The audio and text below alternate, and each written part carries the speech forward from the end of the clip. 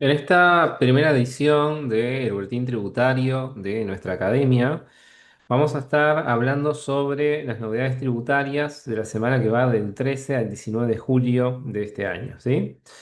Este boletín va a tener la intención justamente de abordar todas aquellas normas, ¿sí?, que tengan que ver con impuestos de nuestro país que sean de interés justamente porque de alguna manera, bueno, nos marcan, ¿sí?, la cancha porque nos establecen reglas de juego que tenemos que tener presentes, ya sea para nuestros propios intereses o también para intereses de nuestros clientes, ¿verdad? Entonces, eh, como resumen ejecutivo, digamos que tenemos las siguientes novedades. Primero, algo bastante importante, creo que es el hecho de que BPS lanzó un régimen de facilidades de pago. ¿Sí? Ahí tenemos una ley, que ahora después vamos a estar comentándola mejor, que es la ley 20.504. Y eso lo que va a permitir es acceder a otro sistema más para regularizar deudas previsionales que fueron generadas hasta el 26 de junio de 2026. ¿Sí? Y bueno, y además hay algunas facilidades que luego veremos en el caso de MIPYMES, ¿sí?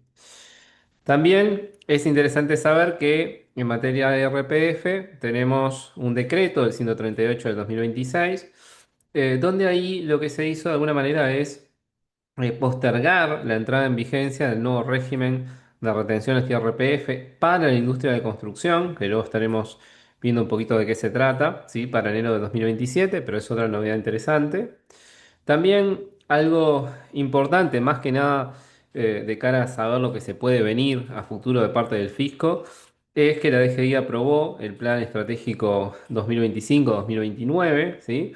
Y eso tuvo un cambio en el enfoque que se venía trabajando, ¿sí?, hacia lo que es la gestión del cumplimiento tributario basada en riesgo. Sí, que vamos a hablar un poquito después de qué se trata eso, ¿sí?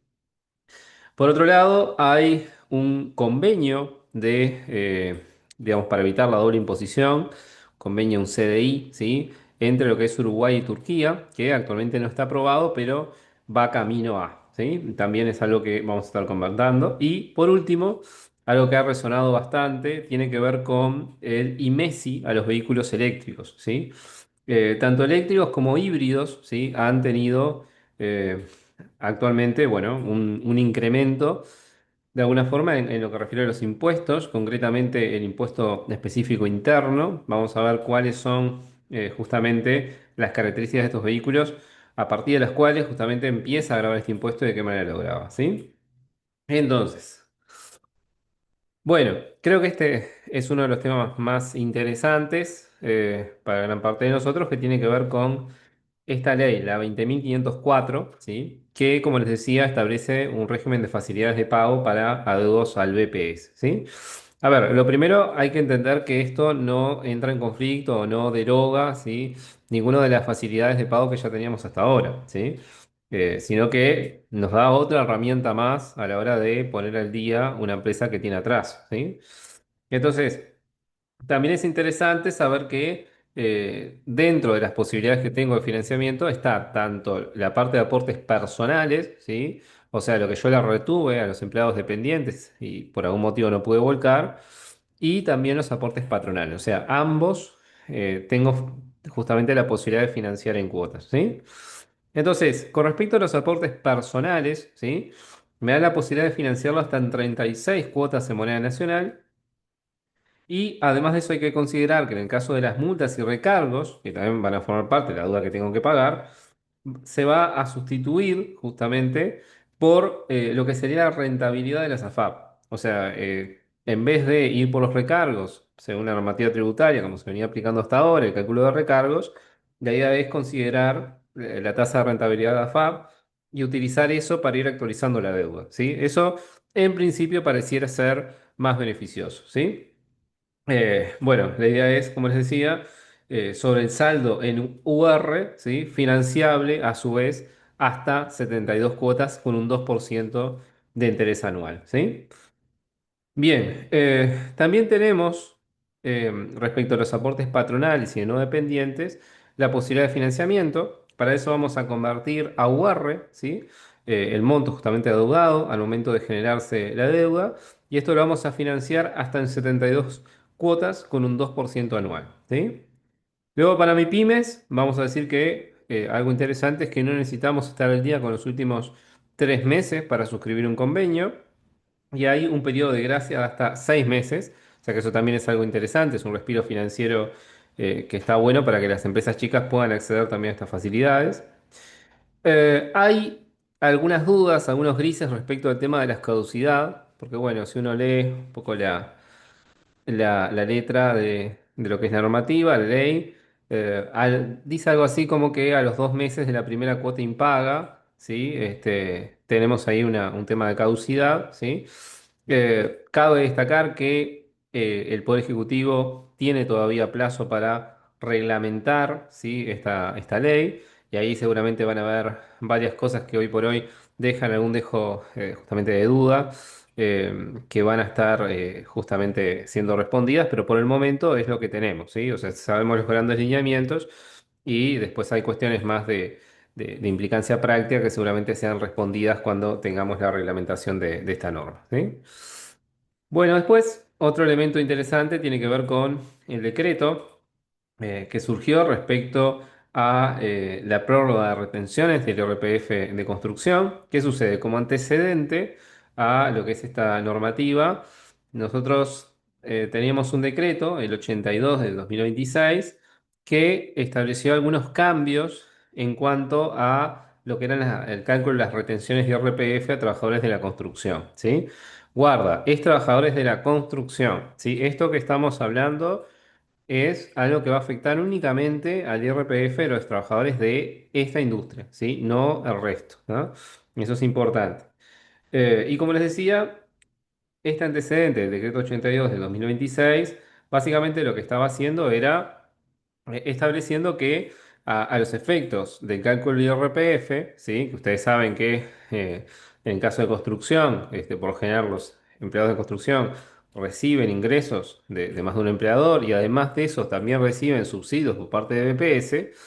Ese decreto del 82/026 lo que hizo fue modificar justamente la normativa, ¿sí? Concretamente vinculado a construcción, diciendo que para ese cálculo no teníamos que tener en cuenta, ¿sí? La exclusión del aguinaldo, ¿sí? Ni tampoco lo que es el incremento. Ustedes recuerden lo del 6% que nosotros aplicamos habitualmente cuando vamos a calcular el IRPF mes a mes, la retención. Recuerden que nosotros en el caso de que el imponible supere las 10 BPC, se acuerdan que agregamos un 6% adicional, ¿sí? Que se calculaba sobre el monto agregado para CES este, para determinar en definitiva el imponible final para IRPF. Bueno, lo que está diciendo este decreto 82/026 es que en el caso de construcción, ¿sí? Se tienen que calcular de forma separada lo que tiene que ver con el IRPF que perciben estos trabajadores por parte de las empresas de construcción, de lo que percibe también de subsidios de BPS y que en ese cálculo no tenemos que excluir el aguinaldo ni tampoco tenemos que hacer ese incremento que recién les decía del 6%, ¿sí? Eso es algo ¿qué sucede? Internamente se vio que había la necesidad informática de adaptar sistemas para que, bueno, esta norma justamente fuera aplicable. Entonces, por eso se dio un plazo extra y a su vez también, obviamente, para que las empresas pudieran acomodar el cuerpo, ¿sí? A este cambio. Entonces, eh, bueno, esto fue una prórroga, lo cual quiere decir que este 82/026 entra en vigencia recién a partir de enero del 27, ¿sí? Ahí va a entrar este cambio. Bueno, está bien. Otro de los aspectos también a comentar tiene que ver con el Plan Estratégico de Gestión 2025-2029 de la DGI, ¿sí? Ustedes saben que, bueno, DGI justamente se maneja a través de estos planes estratégicos que lo que hacen es apuntalar de alguna forma a qué va a ser lo que se van a estar abocando con mayor intensidad al fisco durante este periodo, ¿no? Y si bien digamos que la DGI siempre tuvo como dos modelos, un modelo más bueno, digamos, de ir a atacar a quienes incumplían, bueno, tomar medidas justamente para quienes incumplen. y bueno, y sancionarlo, hacer inspecciones y demás, y otro modelo más de facilitación del cumplimiento, ¿sí? Digamos que hoy por hoy se opta por un modelo de gestión de cumplimiento tributario, ¿sí? Eso es lo nuevo. ¿Y de qué se trata eso? Bueno, se trata de que ya no vamos a tener una DGI que va a estar de alguna manera actuando solamente cuando alguien incumple en irlo a perseguir para que pague la deuda. Ahora vamos a tener una DGI que va a ser proactiva y en función de la información estadística que va a tener, histórica, que hoy por hoy le sobra a DGI, va a ir a detectar ese incumplimiento de manera temprana, ¿sí? Por eso, la idea de esto es hacerlo a través de ciertos ejes estratégicos. Por un lado, van a seguir trabajando en facilitar el cumplimiento, facilitando justamente el acceso a servicios por parte del fisco. También va a haber una suerte de segmentación, donde según el riesgo que haya de cada segmento de contribuyente va a ser el tratamiento que se le va a dar, ¿sí? También se apoya en lo que es la transformación digital. Esto obviamente tiene que ver con todo lo que es facturación electrónica y demás, que hoy por hoy el fisco está empezando cada vez a explotar más. Entonces, esos datos que tiene lo va a usar como un activo estratégico en todo esto. También el fortalecimiento humano, ¿sí? Porque bueno, la idea de esto es también, bueno, brindar de alguna forma personal que pueda estar a la altura para abordar estos temas, ¿verdad? Bueno, ¿a qué nos debemos, justamente, para qué nos debemos preparar con base en todo esto? Y de alguna manera a que DGI esté utilizando análisis de datos y segmentación por riesgo para fiscalizaciones futuras. Eso es lo que tenemos que tener presente. Bueno, otra de las novedades de la semana tiene que ver con el convenio Uruguay-Turquía, ¿sí? Para evitar la doble imposición. Ustedes saben que Uruguay tiene hoy por hoy una red numerosa ya de lo que llaman los CDIs, ¿sí? Estos convenios para evitar la doble imposición, que son convenios convenios bilaterales entre dos países, donde ahí se deja establecido justamente, sobre todo respecto a impuesto a la renta, impuesto al patrimonio, bueno, cómo se distribuye la carga tributaria entre los países. O sea, esto es la potestad tributaria. ¿Quién puede de alguna manera gravar ciertas manifestaciones de renta o ciertos activos? ¿Sí? Entonces, bueno, aquí se sigue avanzando en esa misma dirección con un nuevo convenio que todavía está en una etapa de proyecto de ley, digamos, todavía no está aprobado, pero seguramente en breve lo tengamos vigente entre Uruguay y Turquía. ¿Mm? Bueno, y por último, como les decía, una de las noticias más comentadas tiene que ver con el decreto 147 de 2026 referido a las nuevas tasas del IMESI para vehículos eléctricos y también híbridos, ¿sí? Con respecto a este asunto, tendríamos que dividir análisis según el valor CIF, ¿sí? Que tienen estos vehículos en aduana, ¿sí? Y de esa manera, digamos que hasta unos $19.000 de valor, ahí tanto lo que refiere a autos eléctricos puros como a híbridos, ¿sí? Básicamente no tendríamos cambios, o sea, seguirían 0% los eléctricos puros y de 2 a 34,5% como ya estaba, los híbridos, ¿no? Ahora, cuando ya el valor CIF pasa entre 19 a $27.000, ahí los eléctricos puros pasan a estar grabados por un 5%, mientras los híbridos pasan de un 7 a un 34,5%, ¿sí? Y ya para los vehículos de más de $27.000 de valor CIF, ahí los eléctricos puros van a tener una tasa de IMESI de un 9%, mientras los híbridos van a tener una tasa de entre un 11 y un 34,5%, ¿sí?